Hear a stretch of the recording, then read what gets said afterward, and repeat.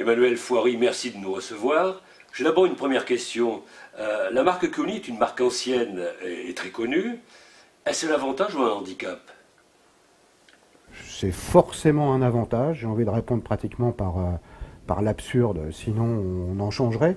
S'il y avait plus de handicap ou plus de désavantages, on changerait de marque. Et il y a des entreprises qui ont déjà changé de marque. Après, dire qu'il n'y a que des avantages, non.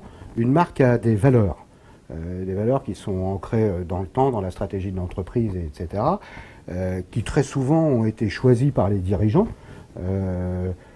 Et donc, dans les valeurs de Kuoni, très souvent, on dit qualité, suisse, cher. Avez-vous le sentiment, quand on regarde le marché, qu'elle est différente des autres marques du tourisme? J'espère que tous les patrons vont te répondre oui, mais même s'il y en a beaucoup qui se trompent, et peut-être même moi aussi le premier.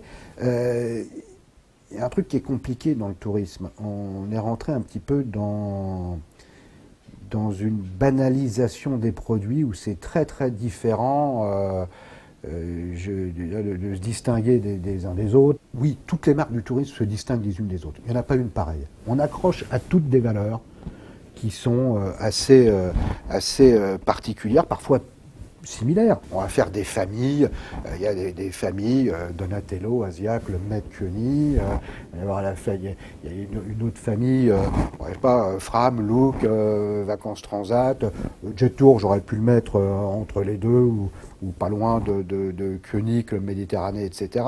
Mais chaque marque a des valeurs, à mon avis, qui lui sont propres. Alors, c'est vous qui avez parlé de banalisation, voire de nivellement de la production. Alors, comment on exprime sa différence? Et pour Kuoni, quels sont concrètement les éléments de cette différence? Alors, après, en termes de produits, il y a différents types de produits. Si je prends le balnéaire, je mentirais beaucoup en disant je suis très très différent quand je vends des hôtels de groupe Beachcomber, Jet Tour les a, Beachcomber Tour les a, il y a l'accompagnement avant, il y a la qualité de la vente, il y a l'agence de voyage, est-ce qu'on est dans un environnement confortable, pas confortable, est-ce que ça fait rêver? Il faut faire rêver à un moment donné. Il y a le catalogue, il y a le site internet, il y a la technologie, il y a ce qu'on peut offrir à côté. C'est la magie du marketing. Il y a des gens qui peuvent aussi se sentir valorisés. Si on arrive à peu près à sortir dans des prix complètement comparables, il y a des gens qui préfèrent voyager avec Kuoni ou avec un tel, exactement dans le même hôtel, parce que c'est valorisant aussi pour eux de voyager avec Kuoni, même s'il n'y a pas une différence fondamentale. Pour moi, en gros, il y a vraiment deux grands types. Il y a vraiment deux grands types de produits. Il y a les produits à faible valeur ajoutée et les autres. Donc là, il y a toujours un distinguo possible à faire avec nos concurrents. Je l'espère, et puis il y a tout le marketing, et puis des valeurs imperceptibles de marque qui font qu'il y a des gens qui aiment bien, même si c'est le même produit, même si c'est le même prix, ou un peu plus cher, qui préfèrent voyager avec un tel ou un tel. Qu'est-ce qui fera qu'un consommateur ou qu'un agent de voyage vendra plutôt du Kuoni? Alors aujourd'hui, sur les relations tour opérateur-agent de voyage, c'est un... Je ne vais pas dire que c'est plus compliqué par le passé, mais alors quand on prend un groupe comme le nôtre, on a Kuoni, Donatello, Vacances Fabuleuses, Scandi Tour, Celtic Tour, Émotion, ça fait 6 marques, beaucoup de catalogues, à minima beaucoup de produits. J'ai parlé en catalogue, mais beaucoup de produits. Aujourd'hui, la connaissance du produit entre l'agent de voyage et le Théo, c'est compliqué. On ne fait plus des pages à pages de catalogue. Donc aujourd'hui, on s'inscrit beaucoup plus dans une relation d'entreprise à entreprise. Je connais bien la maison Kuoni, je connais son service après-vente, je connais Sareza, je sais que la maison est une maison sérieuse. Je trouve que les relations sont beaucoup plus passées là-dessus.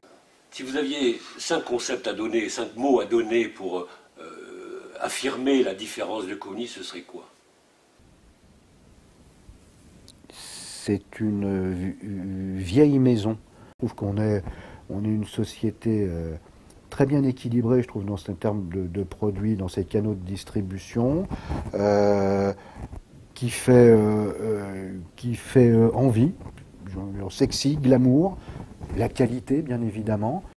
Transgressif, c'est un peu fort, c'est certainement trop fort, mais alors c'est pas innovateur, mais c'est qui se permet justement, et on est peu d'ailleurs là-dedans, parfois des discours, enfin des discours au sens large, un peu décalés justement. Et c'est vrai que j'ai beaucoup d'attachement à tout ce qu'a fait QENI au cours des 20 dernières années, que ce soit dans le domaine des catalogues, des publicités, des musiques, des goodies, des petits cadeaux qu'on fait, de tout notre environnement,